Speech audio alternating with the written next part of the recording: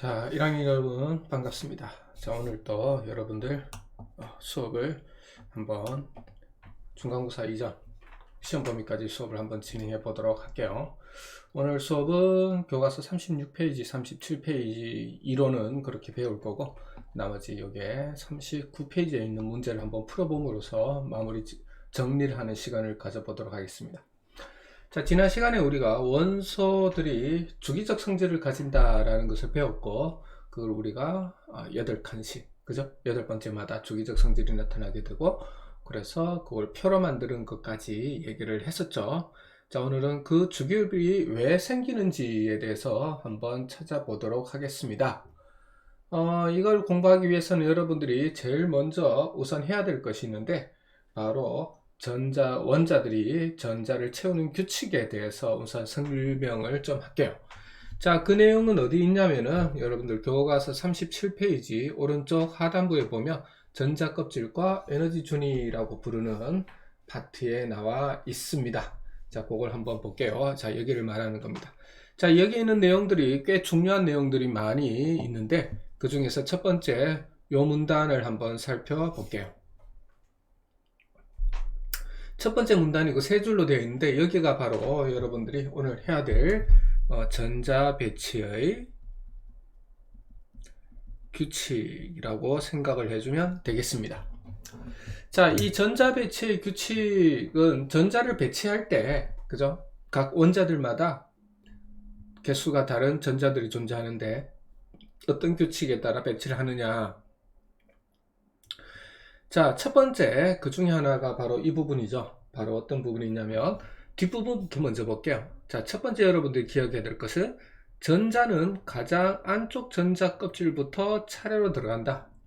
그러니까 가장 안쪽 전자 껍질에 전자를 채우고 난 뒤 그 다음 껍질, 그 다음 껍질로 차례대로 들어가게 됩니다. 요게 지금 여기에 있는 그림이라든지 뭐 이런 것을 여러분들 말하는 거고, 이런 것들을 눈에 보이는 부분은 아니지만 우리가 이렇게 해당되는 애들, 여기 해당되는 애들, 그 다음에 여기도 마찬가지겠죠. 요 선들, 원형으로 된 선들을 우리는 전부 다 뭐라고 생각하면 된다? 전자 껍질이다 라고 생각을 하면 됩니다.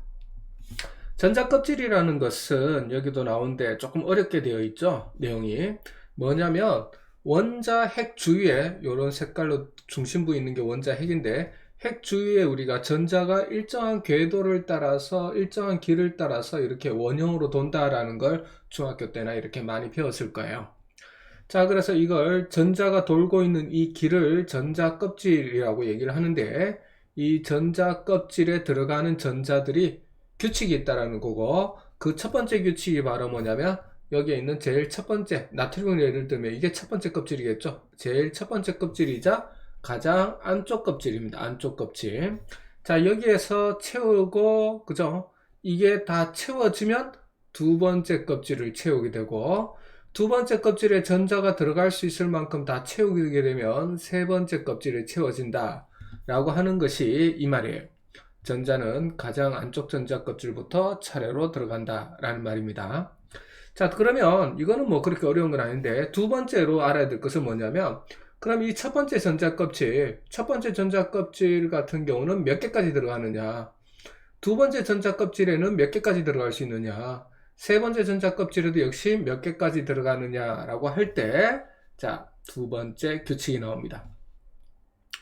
자, 우리가 자주 배우는 1번부터 20번까지 원소는, 자, 첫 번째 전자 껍질에는 몇 개? 2개. 그 다음에 두 번째, 세 번째 전자 껍질에는 8개의 전자가 들어갈 수 있다라고 되어 있습니다. 뭐 그냥 쉽게 생각하면 첫 번째 껍질에는 2개, 나머지 껍질에는 몇 개? 8개까지 채우면 다 채웠다. 그러면 다 채우면 그 다음 껍질로 간다 라는 것이 여러분들이 꼭 알아야 될 전자 배치의 규칙이죠. 자, 뭐 어렵지 않습니다. 다시 한번 얘기하면 원자 핵 주위에 전자가 돌아다니는 이 길을 전자 껍질이라고 부르고, 이 전자 껍질에 전자를 채울 때 안쪽 껍질부터 채운다. 안쪽 껍질이 다 채워지면 그 다음 껍질, 그 다음 껍질, 그 다음 껍질. 자, 그 다음에 다 채운다 라고 했으니까 과연 이 껍질에는 각각 전자가 몇 개씩 들어가느냐? 첫 번째 껍질, 가장 안쪽 껍질만 몇 개?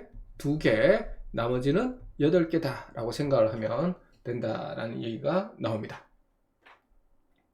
자, 두 번째, 여기서부터 여기까지는 뭘 얘기하는 거냐면 전자껍질이라는 용어, 그죠?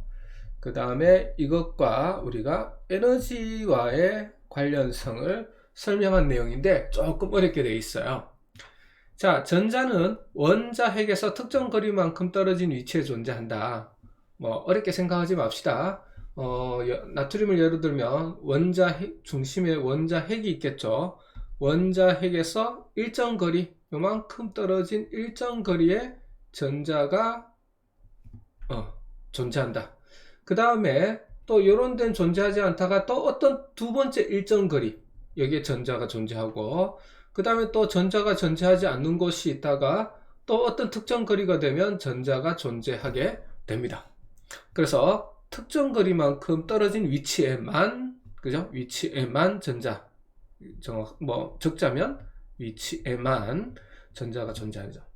그래서 핵으로부터 특정 전자까지의 상대적 거리를 에너지 뭐라 부른다?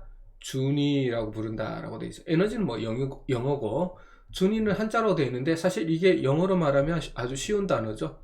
레벨입니다. 그래서 특정 전자까지의 상대적 거리를 에너지 레벨, 에너지 준위라고 한다는 거죠. 그래서 여기서부터 여기까지, 여기서부터 여기까지, 여기서부터 여기까지를 각각 에너지 거리가 틀리죠. 그 상대적 거리를 에너지 줄이. 왜 레벨이라는 말을 쓰냐면 어렵게 설명돼서 그렇지. 그러니까 전자가 여기 있을 때와 전자가 세 번째 껍질인 여기 있을 때와 이 전자들이 가지는 에너지가 달라요. 그래서 뭐냐면 전자가 첫 번째 전자 껍질에 전자가 있을 때와 세 번째 전자 껍질에 전자가 있을 때가 에너지 차이가 생기고, 그래서 그 차이만큼을 에너지 레벨이라고 부르게 되는 거예요. 전자와 에너지 준위가 같은 위치를 전자 껍질이라 한다라고 되어 있는데, 이건 무슨 말이냐면 여기서부터 여기가 원자 핵이라고, 나트륨 원자 핵이라고 한다면 여기서부터 여기까지의 거리가,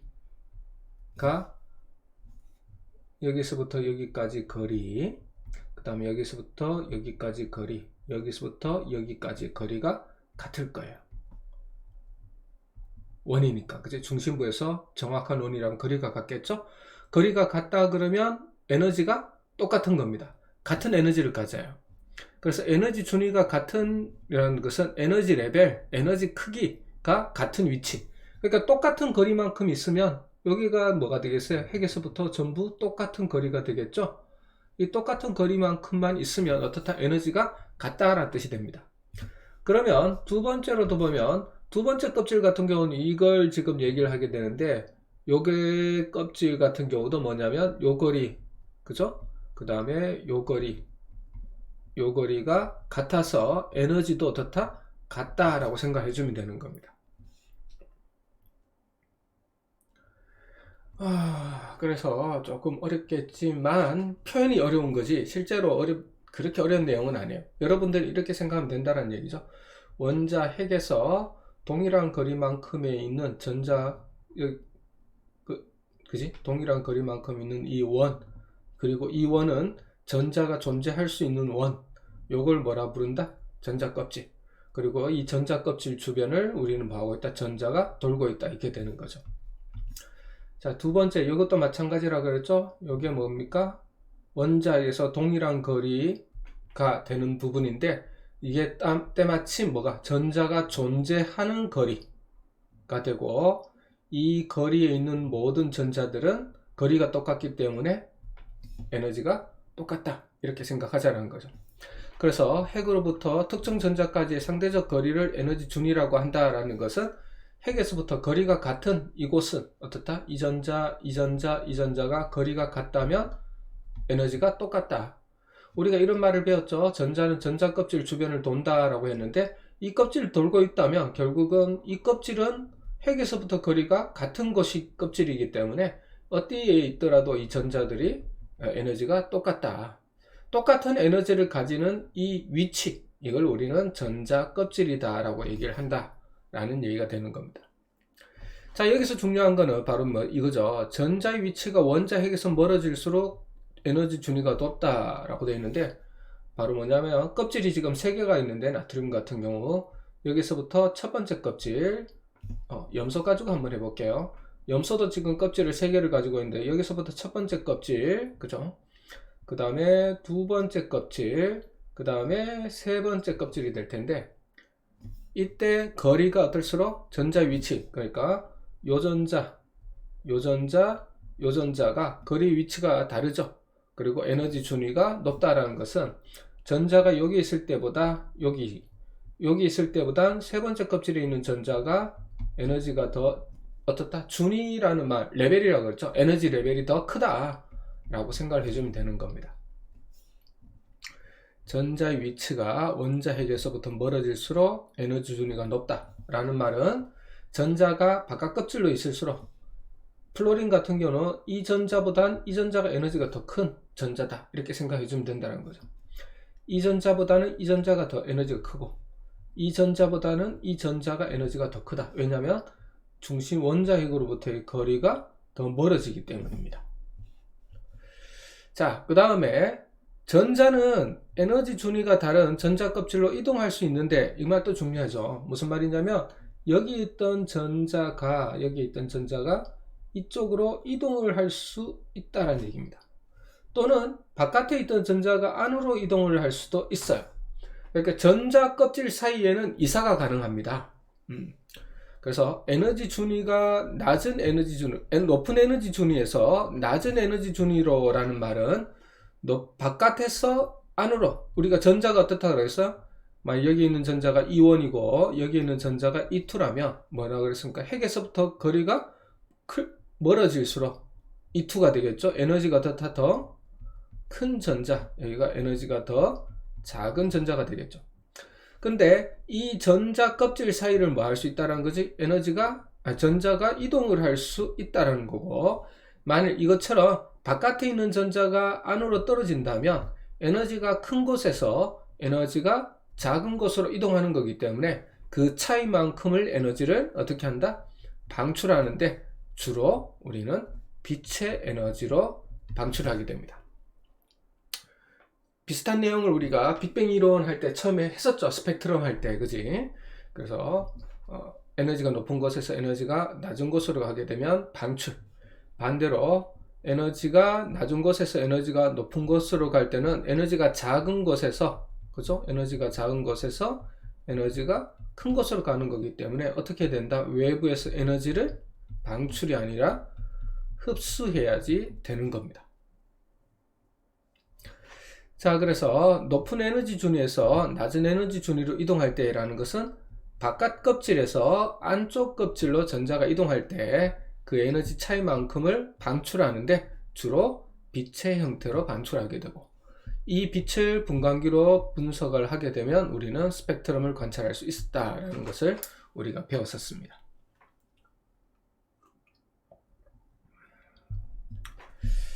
자, 이런 내용을 기본으로 해서 그 다음에 차례대로 한번 보도록 할게요.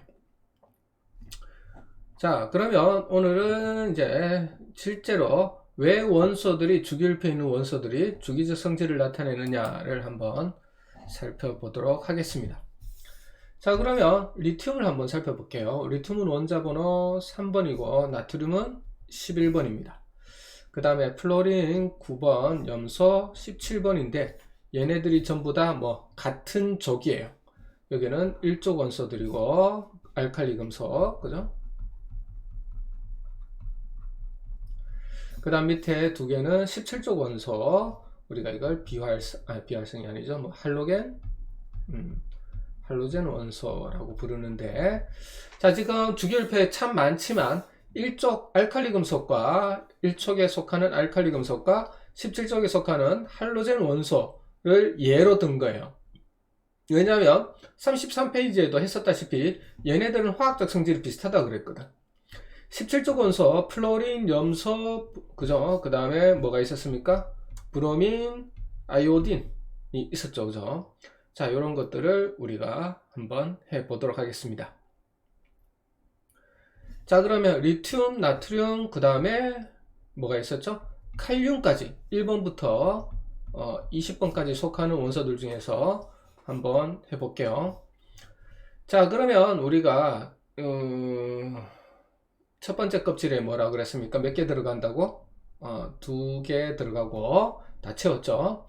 자, 우리가 알아야 될 것은 뭐냐면 이런 얘기도 있었습니다. 원자 번호, 그죠? 원자 번호는 뭐하고 똑같다 그랬죠? 양성자 수 가지고 원자 번호를 정한다고 그랬고, 원자가 중성인 것은 플러스를 띠는 양성자와 마이너스를 띠는 전자수가 같기 때문이라 그랬죠. 그래서 양성자 수는 곧 원자 번호인 양성자 수는 곧 뭐하고 똑같다? 전자수가 되는 겁니다. 자, 그래서 리튬의 원자 번호가 3번이라는 얘기는 전자가 몇 개 있다? 그렇죠. 전자가 3개 있다라는 뜻이 됩니다. 그러면 가장 안쪽 껍질에 2개 들어가고 두 번째 껍질에 8개가 되는데 3개니까 1개밖에 안 채워지는 거죠. 자, 그 다음에 칼륨을 한번 살펴볼게요. 첫 번째 껍질에 2개, 두 번째 껍질에 8개를 꽉 채우면 10개죠. 나트륨 원자 번호가 11번이라는 얘기는 전자는 11개, 아직 1개 남았죠? 그래서 세 번째 껍질에 하나, 이렇게 되는 겁니다. 3번 리튬, 그죠? 그 다음에 칼륨 한번 해볼게요. 칼륨은 원자 번호 19번이죠. 그러면 칼륨 원자핵을 있다라고 하면 칼륨 같은 경우는 첫 번째 껍질에 몇 개? 2개.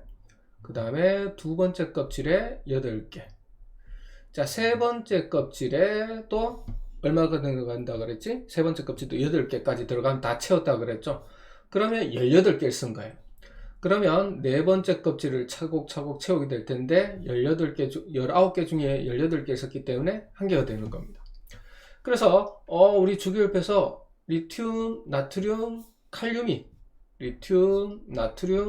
화학적 성질이 비슷하다는데 전자 껍질을 차곡차곡 채우다 보니까 어떤 특징이 있다는 거죠.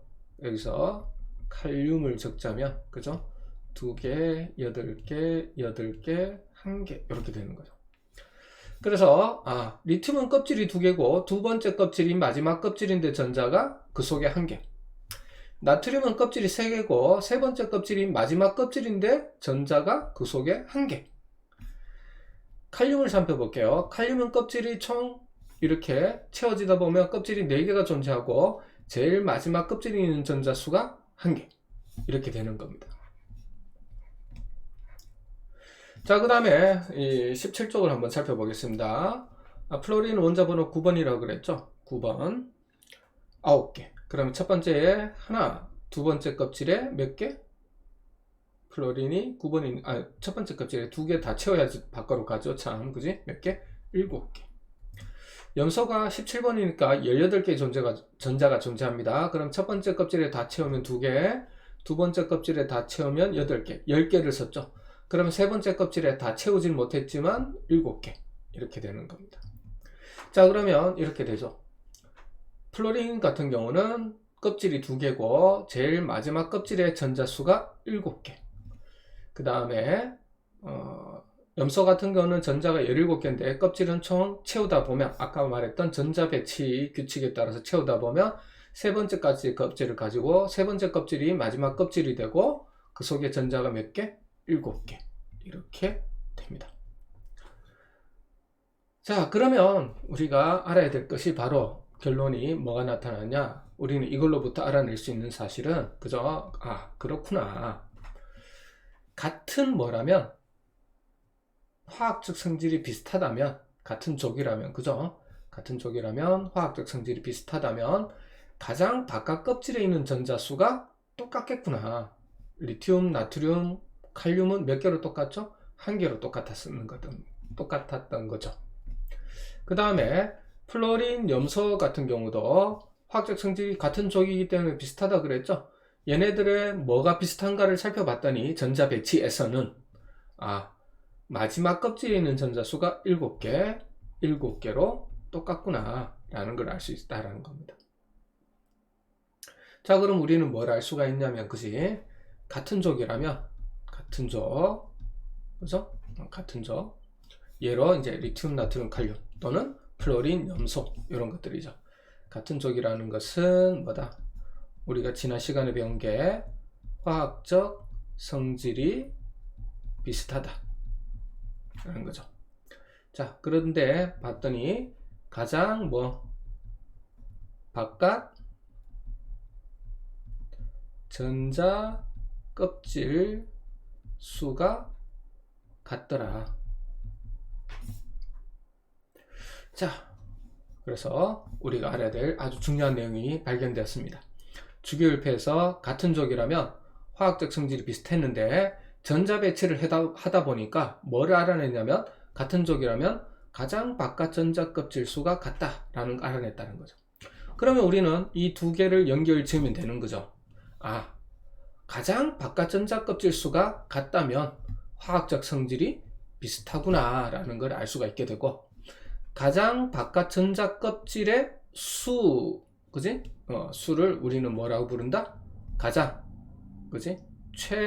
그 다음에 바깥 전자 껍질, 바깥, 외, 그리고 전자 껍질, 각, 그죠? 최각 전자의 수가 되는 겁니다.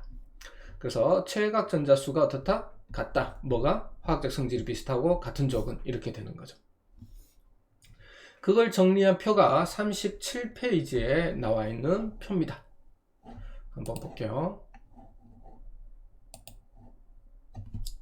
자, 37페이지 이렇게 해서 여러분들이 수고를 덜어내려고, 자, 리튬, 나트륨, 칼륨을 선생님이 예를 들어 봤죠. 주기율표 찾아보면 리튬, 나트륨, 칼륨, 그 다음에 플로린, 염소를 예를 들었죠. 플로린, 염소가 여기에 있었던 겁니다. 그래서 111로 똑같고 77로 똑같습니다. 자, 그래서 우리가 이렇게 얘기를 한다는 거죠.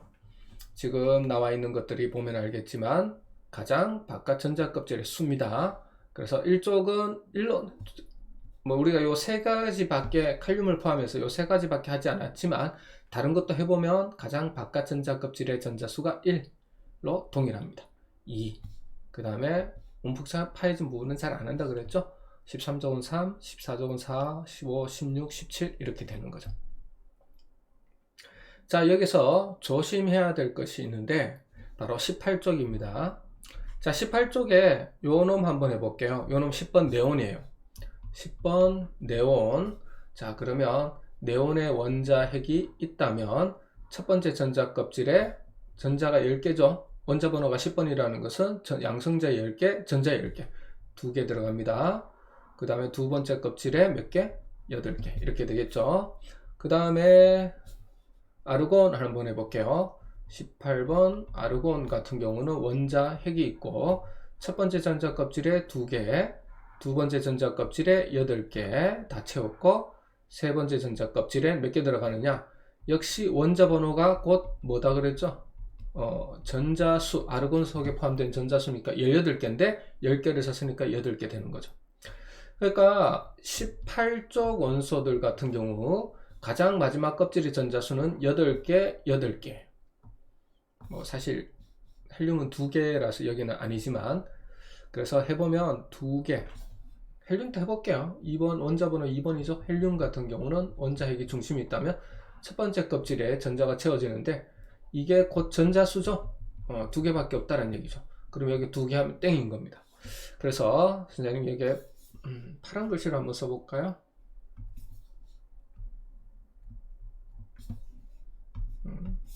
파란 글씨로 한번 써보면, 그래서 2개, 얘는 8개, 8개가 됩니다. 자, 그런데 결국은 뭐냐면 이렇게 2개, 8개, 8개는 이런 그대로 아까 말했던 무슨 수죠? 최외각 전자수예요. 자, 그런데 여기에 보면 0이 돼 있죠? 이건 무슨 말이냐면 여기 적혀 있는 거 보면 이렇게 돼 있습니다. 각 원소에 최외각 전자수라는 말을 안 쓰고 원자가 전자수라는 말을 썼어요. 원자가 전자수. 자, 여기 원자가 전자수가 나오는데 원자를 구성하는 전자 중 가장 바깥 전자 껍질에 있으면서 이게 결국 뭘 말해준다? 최외각 전자를 얘기를 하는 겁니다. 그런데 중요한 부분이 나오죠. 바로 뭐냐면 화학 반응에 참여하는 전자를 특히 원자가 전자라고 부르는 거예요. 그러니까 원자가 전자는 두 가지 의미가 들어가 있는 겁니다. 바로 가장 바깥에 있는 전자면서 뭘 해야 된다? 화학 반응에 참여하는 전자를 원자가 전자라고 그러죠. 그래서 이런 표를 만들 때 18쪽에 있는 애들이 원자가 최외각 전자수를 적으라 그러면 분명히 2, 8, 8 이렇게 나갈 거예요. 왜냐면 마지막 껍질이 2개, 마지막 껍질이 8개, 마지막 껍질이 8개잖아. 그지?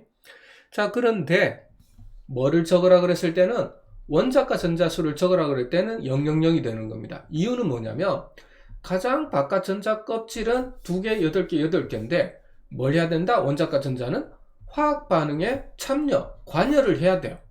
자, 그런데 우리가 18쪽을 뭐라고 그랬죠? 비활성 기체라고 부른다고 했고, 얘네들은 다른 원소와 화학 반응을 하지 않는다 그랬죠. 그래서 화학 반응에는 관여를 안 하는 겁니다. 얘네들은 이 전자 2개, 8개, 8개 얘네들은. 그래서 원자가 전자수는 몇 개다 라고 얘기하는 거죠? 0개다 라고 얘기를 하는 것 뿐인 겁니다. 그러니까 최외각 전자수와 원자가 전자수는 달라요. 알겠습니까? 최외각 전자수는 이런 그대로 뭘 해주게 하는 거야? 가장 바깥 껍질에 있는 전자수만을 의미할 때는 최외각 전자수. 하지만 그 중에서 화학 반응에 관여하는 전자는 원자가 전자예요. 자, 그런데 18쪽은 화학 반응에 관여하지 않으니까 2번 조건을 만족시키는 게 없다란 말이야. 그래서 원자가 전자수는 0개라고 얘기를 해주는 겁니다. 나머지 얘네들 1쪽, 2쪽, 13, 14, 15, 16, 17은 최외각 전자수 하고 원자가 전자수 하고 같아요. 이런 애들은 화학 반응에 관여를 하거든, 얘네들은. 그죠? 그래서 여러분들은 18쪽만 좀 조심해 주면 돼요. 결론은. 그래서 원자가 전자수가 1부터 17쪽까지는 최외각 전자수와 동일하다. 하지만 18쪽은 다르다. 왜냐하면 최외각 전자수는 2개, 8개, 8개지만 원자가 전자수는 화학 반응에 관여를 해야 하고 참여를 해야 되는데 얘네들은 그러지 않으니까 0개라고 해줘야 되는 겁니다. 그 다음에 이 그림에서 아주 중요한 규칙이 하나가 있는데 최외각 전자수 18쪽을 제외 18쪽까지 포함해서 원자가 전자수라고 되어 있는데 특히 1쪽부터 17쪽 화학 반응에 관여할 수 있는 화학 반응에 참여를 할 수 있는 이 원자들 같은 경우 바로 원자가 전자수는 뭐하고 똑같다? 족번호 끝자리하고 똑같다라는 사실을 우리가 알 수 있는 거죠. 자, 1쪽의 족번호 끝자리는 1이죠. 어떻습니까? 최외각 전자수 1, 원자가 전자수 1. 2쪽의 족번호 끝자리는 2죠. 최외각 전자수 2, 원자가 전자수 2. 13쪽의 족번호의 끝자리는 3이죠. 최외각 전자수 3, 원자가 전자수 3. 16쪽의 그죠? 족번호 끝자리는 6이죠. 최외각 전자수 6, 원자가 전자수 6. 17쪽의 족번호 끝자리는 7이죠. 최외각 전자수 7, 원자가 전자수 7. 18쪽만 조심해주면 돼요. 18쪽은 족번호 끝이 8이죠. 그래서 최외각 전자수는 8. 그죠? 얘는 2지만 나머지는 8이죠. 그런데 원자가 전자수는 얼마? 여기서 2개, 8개 중에 그죠? 2개, 8개, 8개 중에 화학 반응에 참여하는 전자는 없으니까 0000. 요 차이입니다. 그래서 18쪽만 좀 조심해주면 될 것 같아요. 그래서 결론입니다. 화학 반응이 일어날 때 원자과 전자가 반응에 관여하기 때문에 반응에 관여해야 원자과 전자인 거예요. 그래서 우리는 원자과 전자 수가에 따라서 원소의 성질을 결정하는데 중요한 역할을 하구나. 그래서 우리는 이런 결론에 도달을 했다는 거죠. 같은 쪽이라는 것은 원자과 전자 수가 같고 화학적 성질이 비슷하다라는 것입니다. 자, 같은 점. 같은 족이라는 것은 당연히 같은 족이니까 조건의 끝자리가 똑같겠죠? 그래서 원자과 전자의 수가 같다. 결론. 그리고 뭐 화학적 성질이 비슷하다. 이렇게 되는 거죠. 결국은 원소의 주기적 성질이 왜 생기냐면 살펴보면 원자과 전자수가 바로 화학적 성질, 그지? 바로 원소의 성질을 결정하는데 중요한 역할을 하는데 1, 2, 3, 4, 5, 6, 7, 0 1, 2, 3, 4, 5, 6, 7, 0 이렇게 일정한 간격 몇 번째마다? 8번째마다 그죠? 뒤쪽으로 가게 되면 여기는 얘네들 포함하면 18번째마다 뭐다? 일정한 주기적으로 그죠? 주기적으로 나타나더라. 화학적 성질을 결정하는 건 원자과 전자수. 근데 원자과 전자수가 그지? 우리가 20번까지가 요까지예요. 요까지니까 뭐 여러분들 8번째까지 신경을 별로 안 써도 되고 그래서 우리 보통 책에 1학년들은 이런 책이 나와 있죠. 20번까지는 몇 번째? 원자과 전자수가 1, 2, 3, 4, 5, 6, 7, 8 0이 이제 최각 전자수는 8, 원자과 전자수는 0이 되겠죠? 0 1, 2, 3, 4, 5, 6, 7, 0 이렇게 최각 전자수, 원자과 전자수가 어떻게 된다? 주기적으로 반복이 되기 때문에 화학적 성질도 주기적으로 반복이 된다라는 결론에 도달하게 된 겁니다. 그래서 여러분들이 그걸 기억해주면 참 좋을 것 같아요. 자, 그러면 이제 마무리 짓도록 합시다. 이제 문제를 풀어보면서 마무리 짓도록 할게요. 자, 주기율표라는 것은 그죠? 원소를 무슨 순서대로? 원자 번호 순서대로 나열한 표로 같은 뭐에는 성질이 비슷한 원소들이 배열된다. 같은 뭐에? 그렇죠. 같은 족에는 화학적 성질이 비슷한 것들이 배열됩니다. 자, 주기율표에서 금속과 비금속으로 나누는 영역을 구분하는 것, 분류를 하는 것이 중요하다고 그랬는데 원소는 열과 전기를 잘 통하는 뭐와? 금속과 열과 전기를 잘 통하지 않는 비금속으로 구분할 수 있다라고 되어 있습니다. 자, 다음 보기는 비슷한 성질을 띠는 원소의 무리를 나타내는 것이다. 1에서 3회 같은 성질을 나타내는 무리를 원소 무리를 보기에서 찾아 고르시오 라고 되어 있습니다. 자, 반응성이 거의 없다라는 것은 뭘 말해준다 그랬죠?